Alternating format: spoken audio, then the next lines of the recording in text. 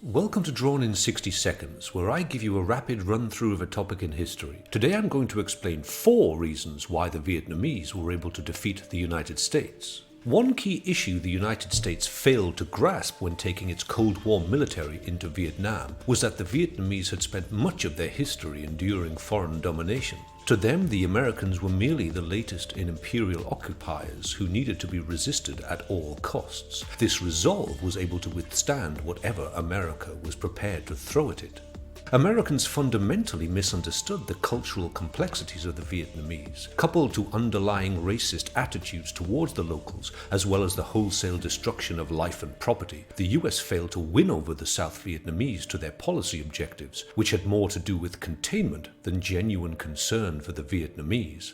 From an unwillingness to use the full capabilities of the US military to a failure to adapt their tactics to the terrain, dropping millions of tons of explosives on empty jungle, American tactics remained entirely inappropriate to the conflict. Coupled to their resolve to eject foreign invaders, the Vietnamese were accustomed to utilizing their limited resources as well as surroundings to gain advantage. From guerrilla tactics to the Ho Chi Minh Trail, the Vietnamese were able to circumvent most US military actions.